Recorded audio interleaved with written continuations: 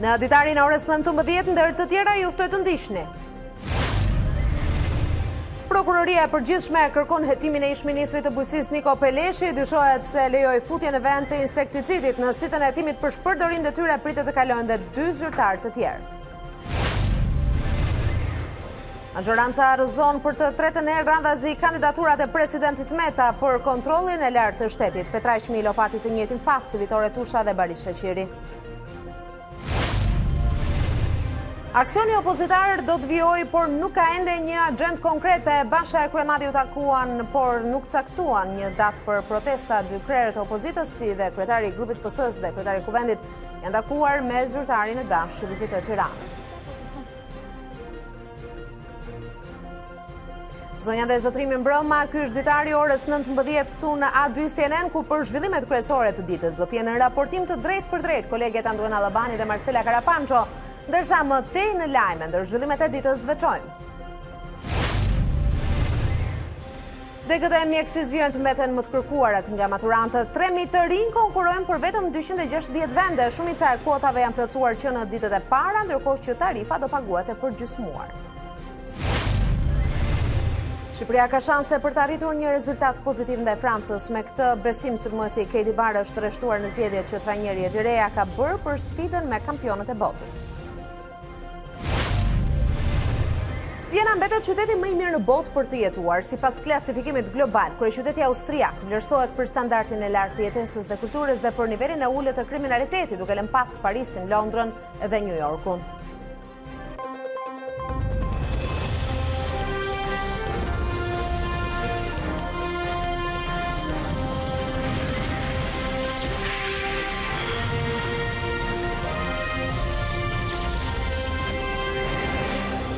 E nisim më gjërësisht me zhvillimet kryesore të ditës. Prokuroria e Tiranës ka nisur një verifikim hetimor për 3 emra të njohur të majorancës socialiste me akuzën shpërdorim detyre. Bëhet fjalë për ish-ministrin e bujqësisë Niko Peleshi, ministren e drejtësisë Tilda Gjonaj dhe zëvendëskretarin e Bashkisë së Tiranës Erbian Mazniku, ndërkohë që Peleshi dyshohet se ka lejuar futjen në vend të një insekticidit të rrezikshëm të quajtur silikon mix. 2 socialistët e tjerë dyshohen për abuzime me shpenzime gjatë udhëtimeve jashtë vendit. Për këtë shpenzime, Gjonaj dhe Mazniku kanë qenë gjithashtu në sulmin e opozitës, e cila ka akuzuar vazhdimisht organin e akuzës se nuk po vepron, duke mbrojtur politikisht eksponentët e majorancës. Gjonaj është ministre e qeverisë Rama. Peleshi është antar i kryesisë socialiste, ndërsa Mazniku është një nga strategët e fushatave të PS-s dhe njeriu i besuar i kryebashkiakut Veliaj. Mbetet për të parë nëse hedhja në veprime prokurorisë është vetëm një show, siç shpesh e akuzon opozita, por nëse verifikimi hetimor do të prodhojë rezultate, kjo do të jetë një tjetër goditje për imazhin e kryeministrit e majorancës socialiste. Dhe mbi këtë lëvizje të prokurorisë na njeh më në detaje kolegja Anduena Allabani, kam në këtë momente në raportim të drejt për drejt. Sot jemi njoftuar Anduena për disa verifikime apo hetime të disa zyrtarëve të lartë të dyshuar për shpërdorim detyre. Çfarë ke mundur të mësosh më shumë? Prokuroria e Tiranës, ajo e përgjithshme dhe nisa duket se ka filluar të nisë verifikime dhe hetime me letra referuar provave dhe atyre çfarë shkruhen në media në lidhje me abuzime të detyrave të ministrave apo ish-ministrave, zyrtar të lartë, kujdo ku i përkasin ato, cili do subjekti partijak. Prokuroria sot ka folur me zë dhe me figurë, duke dërguar kështu një material për cilës prokurorisë së rrethit Tiranë si kompetente për të hetuar në lidhje me të gjithë veprimtarinë e ish zëvendës kryeministrit apo ministrit të bujqësisë Niko Peleshi, i cili akuzohet për shpërdorim detyre. Është një akuzë e rëndë, në fakt ne u interesuam pranë prokurorisë së Tiranës dhe mësuam që një vepër e tillë penale, nëse faktohet me prova dhe fakte, duhet të vuaj dënimin nga një gjob goxha e majme deri në 8 vite burgim. Niko Peleshi do të jetë i pari person që do të thirret, përveç të gjithë dokumentacionin që do të merret nga gjithë administrata ku ai ka punuar apo të gjitha institucionet e tjera shtetërore siç janë doganat dhe tatimet, për të parë se si është vepruar në rastin konkret. Prokuroria e Tiranës e ka marrë zyrtarisht kërkesën e Artamarkut për të nisur një hetim verifikim në fakt, verifikim hetimor do të quhet Denisa, përsa organi akuzës bën hetime dhe nuk bën thjesht verifikime. Këtu kemi të bëjmë me një hetim serioz të çështjes, e cila duket se do të nis nga nesër. Oficerët e policisë gjyqësore janë paraqitur sot pranë zyrës së shefes së prokurorisë së Tiranës për të asistuar në lidhje me veprime dhe koordinime që do të ndërmarrë kjo prokurori në lidhje me verifikimin e pretendimeve tashmë të dërguara nga organi qendror i akuzës pranë njësisë së prokurorisë së Tiranës. Dhe Anduena, e njëjta akuzë rëndon edhe mbi dy eksponentë tjerë të lartë Partisë Socialiste apo jo, ministren e Drejtësisë dhe zëvendëskretarin e Bashkisë së Tiranës, zoti Mazniku. Të dy i bashkon në fakt Denisa e njëjta akuzë, e njëjta dyshim, do të thoya se akuzë është një fjalë më e madhe, ende jemi herët për ta thënë këtë gjë. Shpërdorimi i detyrës. Kemi të bëjmë me dy raste, njëra për cilave sipas prokurorisë së Tiranës në lidhje me nënkryetarin e Bashkisë Tiranës ka qenë një kërkesë e prokurorisë së përgjithshme për të nisur hetimet kryesisht ndaj Maznikut për të parë se si është vepruar në raport me disa fatura hotelesh që Mazniku ka përdorur në kohën që ka qenë jashtë vendit, ndërkohë që për Etila Gjonajn, ministren e Drejtësisë, është vepruar në bazë të një kallëzimi penal që ka ardhur nga një subjekt jo shtetëror, por nga një subjekt popull, është shprehur Prokuroria e Tiranës në lidhje me këtë padi, e cila duket se ka nisur. Tashmë kemi 3 zyrtarë të cilët janë në fazë verifikimi hetimore nga njësia antikorrupsion pranë Prokurorisë së Tiranës për të parë se si do të jetë kjo vijshmëri e hetimeve dhe verifikimeve që do të përmbledh një amalgam të madh institucionesh që kanë në dorë prova, deri diku dokumente, zyrtar, firma dhe vula të këtyre zyrtarëve të lartë, do të verifikojnë pastaj nëse këta do të merren në përgjegjësi penale nga prokuroria ose jo, Denisa. Dhe si veprohet proceduralisht, Anduena, nga prokuroria e Tiranës duke nisur nga sot? Parashikohet që të 3 zyrtarët të thirrën nga organi i akuzës, pasi mbi të 3 rëndon pra e njëjta akuzë, përdorim detyre. Deklarimet e tyre si persona nën verifikim hetimor do të merren në një fazë të dytë. Gjëja e parë që do të ndodhë sipas atyre që ne konfirmuam zyrtarisht pranë organit prokurorisë Tiranës, mësohet që do të jenë të gjitha veprimet që kanë kryer këta zyrtar në postet ku janë. Më pas do të merren dokumentacioni pranë institucioneve me cilat ata kanë kolaboruar, siç janë doganat, tatimet në rastin e Niko Peleshit, por edhe në rastin e Etila Gjonajt dhe në rastin e Maznikut do të kemi të gjithë dokumentacionin që gjendet pranë Ministrisë së Drejtësisë, por edhe Bashkisë së Tiranës për të parë faturat që ata kanë deleguar dhe kanë marrë në raportet me burimet njerëzore për të parë pastaj se ku do të jetë shkelja dhe ku do të vërehet shkelja nëse ka të tilla. Faleminderit, ishte në këtë raportim për këtë zhvillim të ditës kolegja Anduena Albani. Në verifikimi hetimor ndaj ish-ministrit Niko Peleshi ka përcjell një debat përtej politikës, mjekët hedhin poshtë pretendimet e prokurorisë se insekticidi silikon mix shkakton dëme në trupin e njeriut, ndërsa ministri Manastir Liu shmangu përgjigjen për këtë çështje, ndërsa përmendi ndryshime në ligjin e barnave.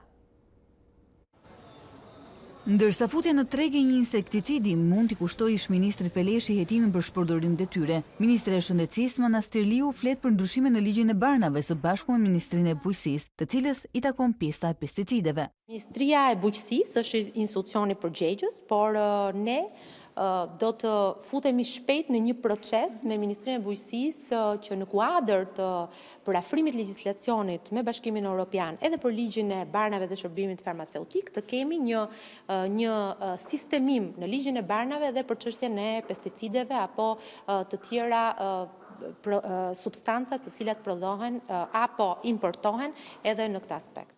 Por a është realisht silikon mix, insekticidi që vuri në lëvizje Artamarkun për të kërkuar hetimin e ish numri 2 të qeverisë, i dëmshëm për shëndetin, shefi pavionit të sëmundjeve infektive në QSOT Pëllum Pipero, ka zhvilluar një hulumtim personal. Së paku nuk gjeta referenca bindse mbi të gjitha statistikisht të besueshme për dëmin potencial të këtij insekticidi në shëndetin e qytetarëve, për më tepër në dëmtimin potencial të ADN-s dhe çrregullimet madhore që mund të vinë si pasojë e saj. Ne nuk duhet të përhapim panik te konsumatorët, aq më tepër kur bëhet fjalë për ushqimet e përditshme, pa pasur referenca dhe rezultate statistikisht të provuara. Tiksa ministre e Shëndetësisë raportonte në Komisionin e Ligjeve, deputetët i përmendën asaj ekzistencën e mafias në tregun e barnave, por Manastir Liu e adresoi ata tek organi i akuzës. Të qohen në prokurori. Unë jam ministre e shëndetësisë, kam për detyrë që të garantoj që nëpërmjet akteve, veprimeve që Ministria e Shëndetësisë ndërmerr, të siguroj dhe të garantoj shëndetin e popullatës nëpërmjet kontrollit të cilësisë së barnave në rastin konkret që tregtohen apo prodhohen në Shqipëri. Prokuroria e Përgjithshme ka njoftuar zyrtarisht hapat e ndërmarrë për verifikimin e denoncimeve të bëra nga Partia Demokratike për kryetarin e zgjedhur dhe më pas të dorëhequr të Bashkisë së Shkodrës Valdrim Pietrin dhe atë të Vorës Agim Kajmaku. Sipas demokratëve, të dy përfaqësuesit socialistë rezultojnë me precedent penal në Itali dhe Greqi, ndërsa në formularet e dekriminalizimit i kishin fshehur dënimet e marra jashtë vendit. Si për rastin e Valdrim Pietrit, ashtu edhe për Agim Kajmakun, Prokuroria e Përgjithshme ka konfirmuar se ka kryer të gjitha procedurat, kërkesat përkatëse dhe marrjen e shenjave të gishtërimve për verifikimin e figurës së tyre tek të gjitha institucionet që mund të kishin informacione për to. Ndërsa ka konfirmuar se si për rastin e Pietrit, ashtu edhe për Kajmakun, janë në pritje të përgjigjeve zyrtare nga autoritetet e drejtësisë italiane dhe asaj greke. Ndalemi tek zhvillimet politike të ditës, zyrtari i lartë i Departamentit Amerikan të Shtetit, David Kostelinici, është njohur në Tiranë me krizën politike dhe qasjet që ju ofruan nga të dyja kampet. Ai ka zhvilluar sot takime me zyrtarë të qeverisë dhe opozitës. Marcela Karapanço ka ndjekur takimet e kam në këto momente në lidhje të drejtë për drejtë. Marcela, ka ofruar zyrtari i Departamentit Amerikan të Shtetit një zgjidhje të krizës politike në Tiranë? Nuk ka qenë ky misioni primar i David Kostelanici që ka ardhur në Tiranë, mund të themi Denisa, por megjithatë ai është njohur me qasjet që vetë palët politike i kanë përcjellë atij. Politika sot i ka pasur syt nga SBA-ja përmes tij zyrtarit të lartë, i shoqëruar gjithashtu nga e ngarkuara me punë Leila Mosesonesh nga Shtetet e Bashkuara të Amerikës në Tiranë dhe kanë qenë vizita që kanë kaluar nga të gjitha selit e politikës, duke nisur që prej kryeparlamentarit zotit Moz Ruçi, ku ka pasur diskutime dhe është folur për pikat kryesore, dy reformat, reforma në drejtësi dhe reforma zgjedhore, për të cilën ka kërkuar zyrtari i lartë amerikan që të ketë më shumë fleksibilitet nga ana e qeverisë për të pasur një dorë të shtrirë më shumë ndaj opozitës dhe për të ftuar atë për ta bërë pjesë. Por për A2 CNN, në takimin që pati zoti Ballak, ai ky i fundit ka zbuluar se ka pasur një tjetër shqetësim nga ana e zyrtarit të Dash që lidhet me influencën ruse. Zoti Ballak ka folur edhe për financimet apo lobimet ruse që ka bërë Partia Demokratike, duke lënë të kuptohet se është diskutuar dhe influenca ruse në Ballkan, por veçanërisht në Shqipëri. Nga ana tjetër, edhe opozita ka pasur vendin e vet sot në diskutimet dhe takimet që ka pasur zyrtari i lartë amerikan. Zoti Basha e ka vënë theksin të pandëshkueshmëria e politikanëve, ndërsa zonja Kryemati në takimin që pati në selinë e Lëvizjes Socialiste për Integrim është fokusuar tek zgjedhjet e reja që duhet të jenë zgjedhje të ndershme me standarde, si e vetmja mundësi që Shqipëria t'i afrohet datës së tetorit për integrimin e Shqipërisë, duke marrë një përgjigje pozitive për sa i përket negociatave. Së fundmi, agenda është mbyllur për 100 minuta në kryeministri, në takim me kryeministrin Edi Rama. Detajet nuk janë bërë ende të ditura, ndërkohë që një përmbledhje të gjithë vizitës së zyrtarit të lartë të Shteteve të Bashkuara të Amerikës i përcjell kronika në vijim. SBA ka sjellë në Tiranë drejtorin e ri për Europën qendrore dhe jugore në Departamentin e Shtetit, David Kostelanici, jo me mandatin e një negociatori, por të mirë informuar për situatën në Shqipëri. Në takimin me kreun e kuvendit Gramoz Ruçi, zyrtari i lartë kërkoi qeverisë që të jetë ajo fleksibël me opozitën. Është përgjegjësia e qeverisë që të ketë dorën e shtrirë për opozitën, duhet të mundsojë tërheqjen e saj në realizimin e kësaj reforme zgjedhore brenda vitit. Kostelanici u ndal edhe tek investimi që ka bërë SBA për reformimin e drejtësisë në vendin tonë. Institucionet e reja të sistemit do të shërbejnë qytetarëve sot e në të ardhmen dhe do të mundsojnë që shqiptarët të jetojnë në paqe e mirëqenie. Vetingu është mbështetur dhe do të vazhdojë të mbështetet fort nga SBA. Por në takimin me kreun e grupit parlamentar të Partisë Socialiste Tauland Ballën, duket se është prekur dhe një tjetër temë nxehtë. A përbënte shqetësim influenca ruse? Padyshim që influencat e vendeve jo miqësore me NATO-n janë pjesë të shqetësimeve gjeostrategjike të jo vetëm të Shtetit Bashkuar të Amerikës, por të gjithë organizatës së Atlantikut Verior. Agenda e takimeve vijoi dhe me Monika Kryemadhin e LSI-s dhe me kryedemokratin Lulzim Basha. Ky i fundit përmes një Twitteri zbardhi pak nga fokusi i bisedës me zyrtarin e Dash. Fokusit e mos ndëshkimi i politikanëve dhe rikthimi i sundimit të ligjit, dhënia fundekapjes së shtetit dhe korrupsionit dhe forcimi i partneritetit strategjik të Shqipërisë me SBA. Fundi i agjendës ishte rezervuar për kryeministrin Edi Rama. Ishte në raportim të drejt për drejt, kolegja Marcela Karapancho. Dhe në mbetemi në politikë i gjendur përballë thirrjes së majorancës për të dëshmuar në komisionin hetimor, të ngritur pikërisht për të verifikuar lishmërinë e dekretit të tij për zgjedhjet lokale, presidenti Meta zgjedh një mënyrë të veçantë për të reaguar. I drejtuar si një mesazh për miqë e përfaqësues të medias, kreu i shtetit le të kuptohet se do t'i përgjigjet pozitivisht thirrjes së komisionit hetimor. Të dashur miqtë e mi gazetar, më çmendet me mesazhet tuaja si asnjëherë tjetër. Po ç'është kjo pyetje kaq absurde që më bëni të gjithë? A do të shkoj tek parlamenti? Së pari, presidentit, si kryetari i shtetit, i takon të jetë shembull i bashkëpunimit institucional. Dhe besoj se në këto 2 vite kanë bërë gjithçka për të vendosur këtë bashkëpunim në respekt të plotë të kushtetutës, shtetit ligjor dhe interesit publik. Së dyti unë mezi pres të kthehem tek parlamenti, shkruan në postimin e tij presidenti Meta. Socialistët kanë rrëzuar kandidatin e 3 të presidentit Meta për kontrollin e lartë të shtetit, duke mbajtur të njëjtin qëndrim politik me mospranimin e dekreteve të kreut të shtetit. Edhe pse ekonomisti Petraj Shmilo përmbushte kriteret ligjore për emërimin në krye të institucionit më të lartë të auditimit në vend, deputetët e majorancës u shprehën se nuk mund të kenë besim të plot për shkak të lidhjeve të tij politike. Me shumicë votash, kandidatura e zotit Petraj Shmilo rrëzohet. Majoranca ka rrëzuar kandidaturën e presidentit Ilir Meta për kreun në kontrollit të lartë të shtetit, atë të ekonomistit Petraj Shmilo, duke thelluar krizën mes palëve. Në seancën dëgjimore në Komisionin e Ekonomisë dhe Financave, deputetët u njohën me kandidaturën e 3 për këtë post, pas refuzimit të Vitore Tusha dhe Bahri Shaqirit. Gjykoj që të gjitha gjërat janë brenda, mosha,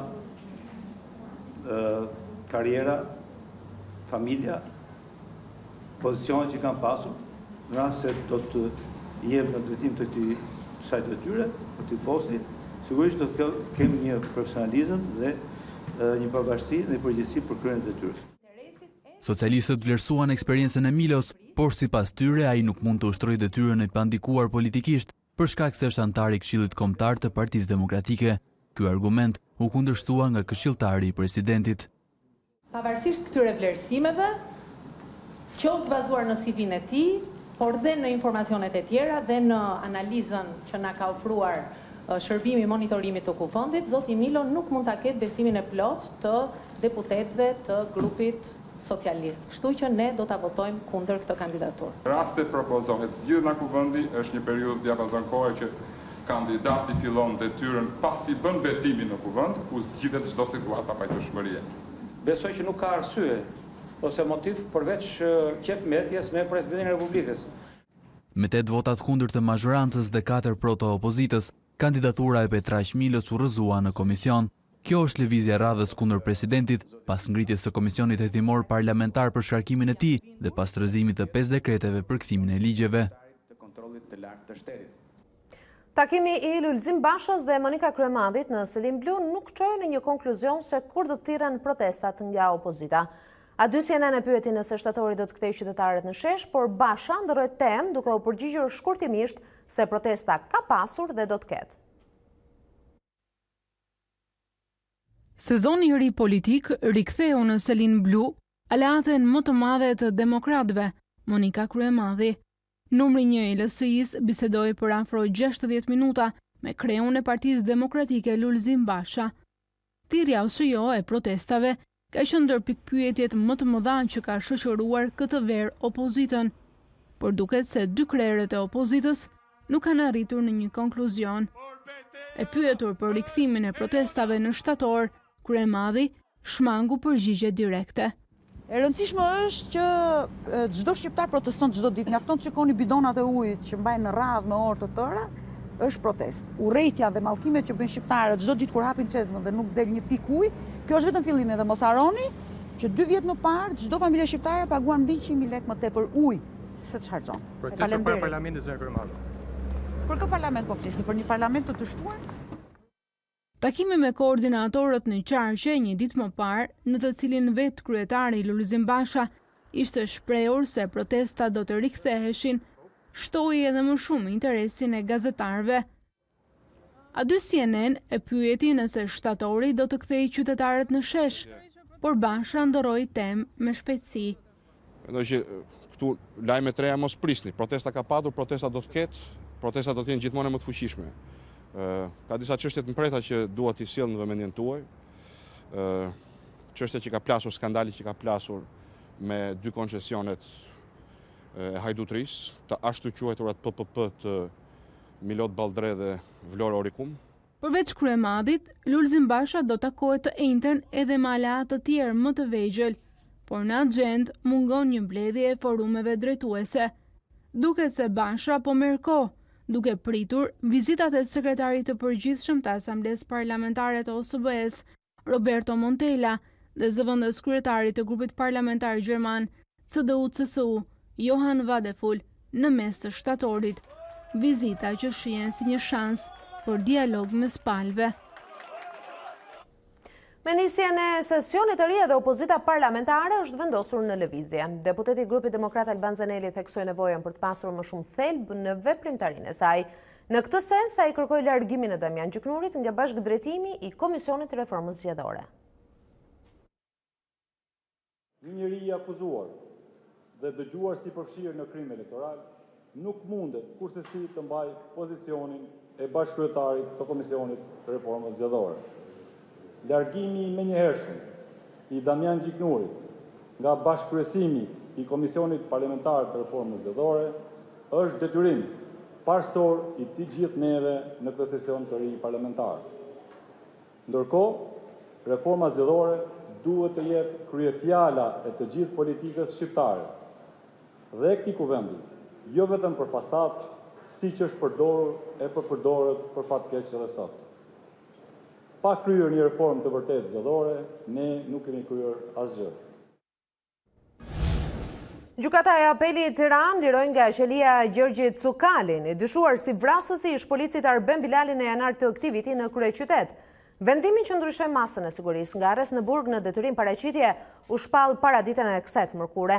4 muaj pas arrestimit, një treshe gjykuese e Apelit vlerësoi se nuk ka prova të mjaftueshme për të mbajtur në qeli Cukalin, personazh i njohur për problemet e tij me drejtësinë. Prangose e Cukalit u përcoll me bujë në maj të 2019-s dhe policia pretendoi se ai u identifikua nga një mbetje ADN-je në automjetin ku udhëtonte ekzekutori i ish policit. Në vijim të procesit gjyqësor për çështjen Babale, sot në seancë është paraqitur për të dëshmuar edhe sekretari i përgjithshëm i PD-s Gazmend Bardhi. Ai ka shmangur kështu shoqërimin me forcë të urdhëruar nga gjykata duke shkuar vullnetarisht, ndërsa sqaroi se nuk kishte asnjë njoftim për të dëshmuar në këtë proces, por ishte informuar nga media. Ndjekim Marmand Bajramin. Gjykata kishte urdhëruar shoqërimin e detyrueshëm, por sekretari i përgjithshëm i Partisë Demokratike mbërriti me këmbët e tij në gjykatë për të dëshmuar në procesin Babalja. Para gjyqtarit Artan Gjermeni, Gazmend Bardhi tha se audiopërgjimi ishte një investigim gazetaresk dhe se kishte qenë gazetari Jetmir Oldashi që e kishte sjellë në PD. Partia Demokratike ka bërë verifikimet e veta. Ka rezultuar se Geron Xhafaj kishte një dënim të pavuajtur në Itali. Ne nuk bëjmë akt ekspertiza, por denoncuam një person të përfshirë në veprimtari kriminale që kishte mbrojtjen e vëllait ministër të brendshëm.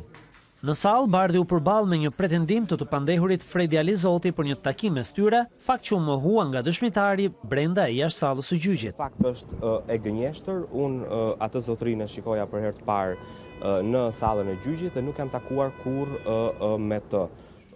Mëtej, dëshmitari Besim Hajdarmataj, ish drejtuesi prokurorisë për krimet e rënda, tregoi si kishte pritur në zyrë Albert Veliun në nëntor të vitit 2017. Sipas Hajdarmatajt, Babalja i kishte rrëfyer për një rast të mundshëm trafiku droge, ku ishin përfshirë punonjës policie dhe vëllai ish ministrit të brendshëm. Për këtë shkak, tha Hajdarmataj, ja prezantova rastin shërbimit informativ shtetëror. Ndërsa dëshmitari i tretë në proces, gazetari Ylli Rakipi, tha se kishte dieni për investigimin e gazetarit të programit të tij Jetmir Oldashi, i pandehur në proces, por nuk e kishte publikuar, pasi nuk kishte një material video.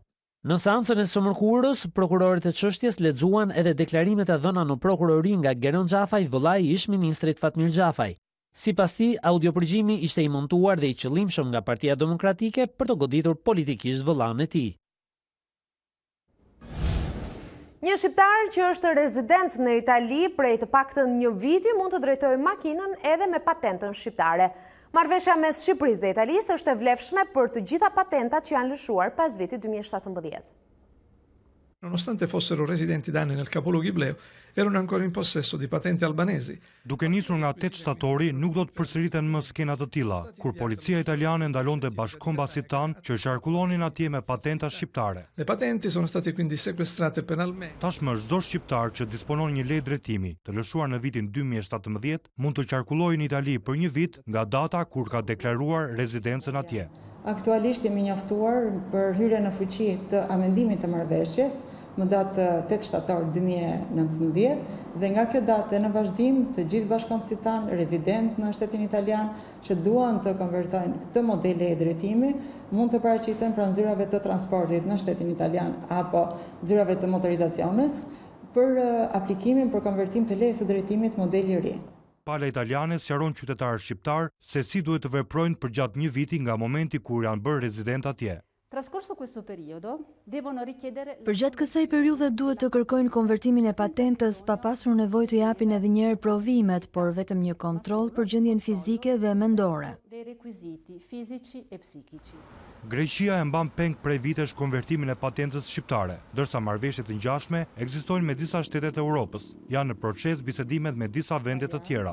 Kemi marrëveshje me Maqedoninë, me Republikën e Maqedonisë, kemi marrëveshje me Republikën e Kosovës, e cila hyri në fuqi së fundmi, kemi marrëveshje me Malinezi, kemi marrëveshje me Kroacinë, është në shkuar marrëveshja me Greqinë, por pritet njoftimi zyrtar i fundit nga pala greke dhe pritet një informacion nga lendet gjermane për konfirmim nga ana atyre nëse do të pranojnë lejen e drejtimit shqiptare për konvertim në këtë shtet apo jo. Drejtoria e transportit rrugor thekson se marrëdhëniet diplomatike kanë një rol kyç në proceset e njohjeve të patentave shqiptare nga shtetet e tjera. Degët e mjekësisë mbeten më të kërkuaret nga maturantët. Këtë vit 3.000 të rinj konkurrojnë për 260 vende. Edhe pse raundi i parë i regjistrimeve mbyllet më 15 shtator, shumica e kuotave janë plotësuar që në ditët e para. Mjekësia është dega më e kërkuar nga maturantët më të mirë të këtij viti. 3.000 të rinj konkurrojnë për degët e mjekësisë për 260 vende. Rektori Arben Gjata tregon se që në fazën e dytë mbi 80% e kuotave janë plotësuar. 260 kuota deri djen në drek, para se të mbyllej, kanë qenë rreth 201 regjistrime, ndërsa në degët e tjera, sidomos farmaci, stomatologji, regjistrimi në nivele shumë të ulta, është e pritshme për arsye se janë të njëjtit njerëz që kanë aplikuar për mjekësi, janë po të shofësh kanë aplikuar edhe për stomatologji dhe për farmaci, presim që të vazhdoj procesi në turet e tjera. Sipas mesatares VKM-s, i fundit e ka pas mesatare 9.73. Në mesatare më e ulët. Studentët e vitit parë do të kenë kurrikull të re si dhe investime në laborator për lëndët specifike të mjekësisë. Në kuadër të paktit me universitetin kemi siguruar një investim nga ana e Ministrisë së Shëndetësisë, i cili është duke u prokuruar dhe do të siguroj, besoj, disa mjete shumë të rëndësishme didaktike studentëve, si që janë presim të marrin disa tavolina për anatomin, të cilat bën rekonstruksionin 3D trupit njeriut, mungesë të trupave mund bëhet shumë mirë diseksione dhe studentët të trajnojnë shumë mirë me këto tavolinat mëdha digjitale. Presim që ashtu marrin në disa pajisjeve të cilat janë në kuadër të simulimit klinik. Edhe këtë vit tarifat e shkollimit do të paguhen të përgjysmuara nga studentët, ndërsa vlera e zbritur do të rimbursohet nga qeveria. E nëse sot kërkojnë me ngul mjekësinë, pas 6 vitesh do të synojnë specializimin, e ndoshta largimin drejt Gjermanisë për punë dhe jetë më të mirë.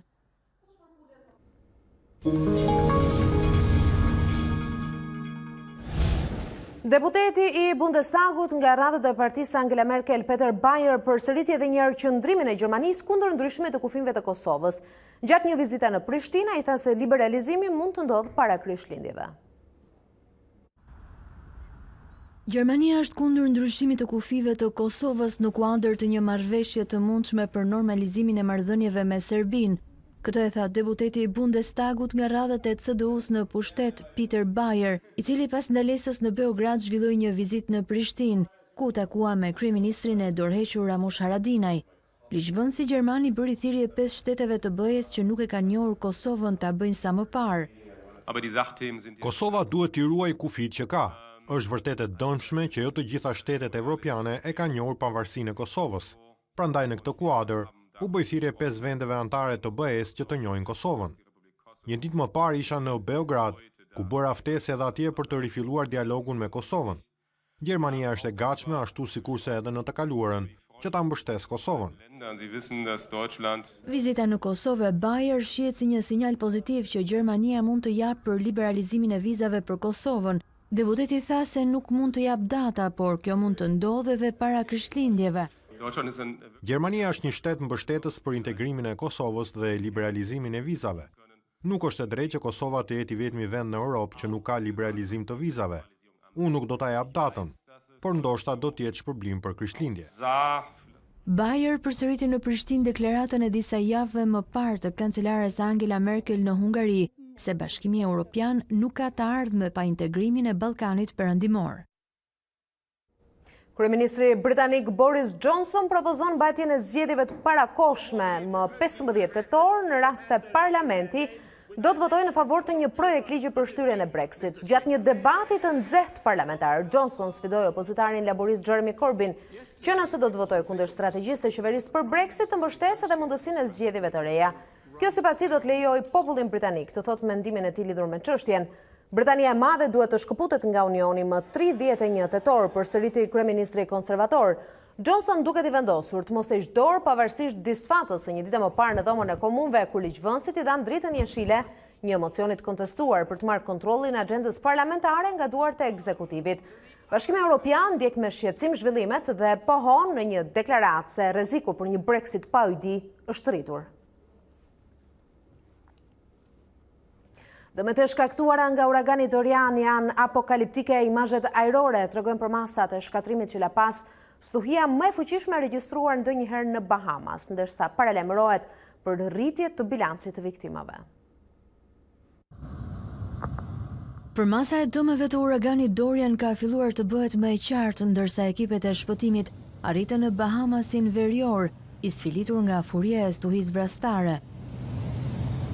Imazhet të realizuara nga ajri treguan banesat pa çati, objekte të shkatëruara, makina të përmbysura dhe pjesë të mbuluara nga uji. Kryeministri Hubert Minnis foli për asgjësimin e disa zonave dhe paralajmëroi rritjen e numrit të viktimave, nga 7 që janë konfirmuar deri më tani. Numri i viktimave pritet të rritet.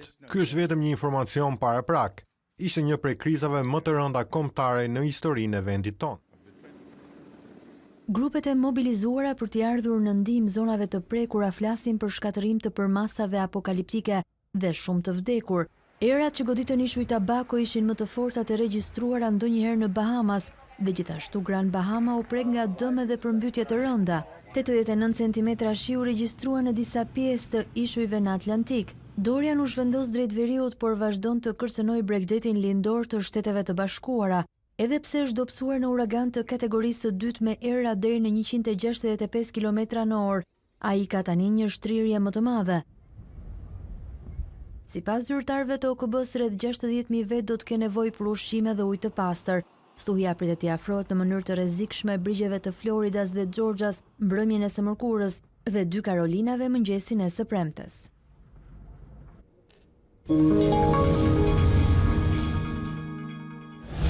Dalemi tani në sport. Më 4 shtator 2004, kombëtarja shqiptare e futbollit shkroi historinë. Mundi Greqin me rezultatin 2-1, vetëm pak pasi kombëtarja helene ishte shpallur kampione e Europës. Ishte 4 shtatori viti 2004 në stadiumin Qemal Stafa, kur Edvin Murati kaloi në avantazh kuqezind, ndërsa Adriana Liaj me një goditje të pabesueshme nga distanca hipotekoi suksesin. Një fitore mjaft e ndjerë për situatën politike dhe sociale që ekzistonte ndërmjet dy vendeve në atë periudhë, por edhe për faktin se Greqia paraqitej në Shqipëri si kampione e Europës pas titullit kontinental të fituar në Portugali në korrik të 2004-s. Pas ndeshjes, rrugët e Tiranës praktikisht u dogjën nga turma entuziaste kuqezi me festën e një triumfi të paharrueshëm. Të lumtur që janë pjesë kombëtare së drejtuar nga trajneri Direja, por Kedi Bare dhe Marashkumbulla nuk mendojnë të jenë thjesht plotësues në ekipin kuqezi. Madje sipas mesfushorit të Malagas Bare, Shqipëria ka shanse për të arritur një rezultat pozitiv ndaj Francës, kampionet të botës. Me thënë të drejtën e prisja shumë këtë ftesë dhe jam shumë i lumtur që jam këtu dhe shpresoj që t'jap maksimumin ti për ndihmuar ekipin kombëtar. Duhet të theksoj se Franca është një ekip shumë i madh. Të them 6 bëhem egoist? Jo.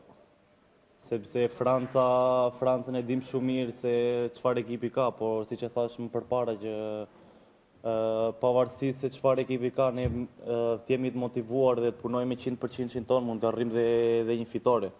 Por me thënë drejtën që me një barazim mund të jem shumë i kënaqur. Ja, isha shumë emocionuar, se normal kam 19 vjeç do luaj prapë me ujë të nishët, po isha shumë emocionuar e lumtur që thjerri profesorja reja. Me duket shumë mirë se ka shumë lojtarë që kanë bërë shumë neshe me ekip kombëtar dhe kanë shumë eksperiencë internacionale dhe shpresojmë të marrim më shumë pikë sa në këta dy neshe me Francën e Italia.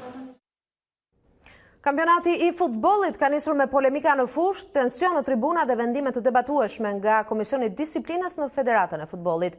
Masat ndëshkimore janë të pazakonta. Vllaznia dënohet me 4 ndeshje pa tifoz, sepse në humbje me Tiranën në fushë u hodhën shishe duke shkaktuar ndërprerjen e lojës.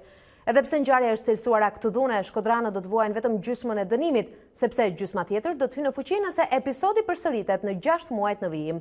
Për paralelizëm, për të njëjtën shkelje, edhe në masë më të vogël, një javë më parë Tirana vetëm u gjobit. Dënimi i debatueshëm edhe ai për futbollistin Olsi Teqa, pas barazimit me Laçin, mbrojtësi i Kuksit, deklaroi se arbitrat u ndryshuan natën përpara takimit. Për këtë fjalë Teqa u pezëllua me 2 ndeshje me argumentin se ka folur kundër interesave të federatës. Dënimi pa precedent për një deklaratë që hapi edhe polemika ndërmjet klubeve për favorizime. La Vuelta është një prej garave cikliste më të famshme në botë, por fansat mbetën të befasuar kur nga pamjet e helikopterit të transmetuara në televizion, në ekran shfaqen 2 parcela me kanabis. Gjithçka teksa ciklistët po i afroheshin metrave finalet e etapës, ku sprinti ndërmjet pretendentëve po ndiqej me imazhe nga lart. Në terracën e një pallati, dikush kishte kultivuar 40 kanabis të ndara në 2 parcela. Policia njoftoi se sekuestroi kanabisin, i cili ishte braktisur në terracën e pallatit, ndërsa për ngjarjen nuk është arrestuar ende asnjë person.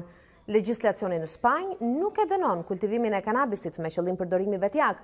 Megjithatë, nuk është e qartë sasia e bimës narkotike, e cila mund të kultivohet në mënyrë të lishme.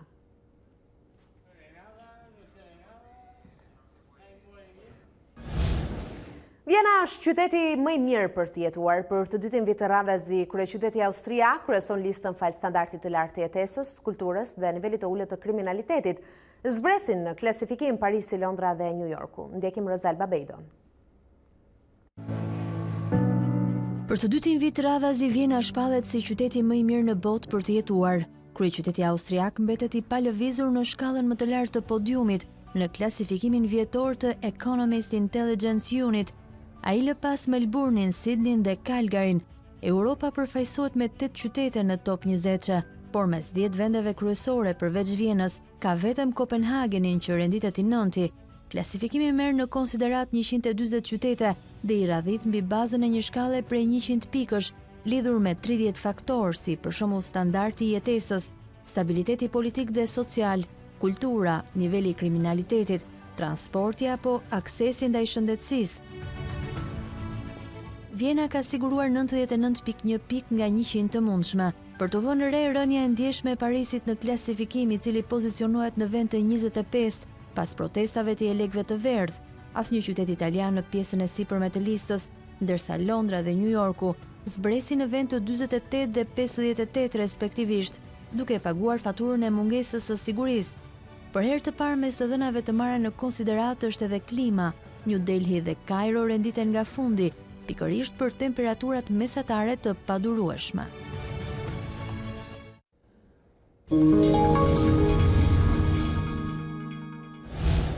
Si do të vijojmë motit e entën dhe sa do të luaten temperaturat në vendin tonë dhe kontinentin evropian? Kolegja Tanja Porja na njeh me detaje.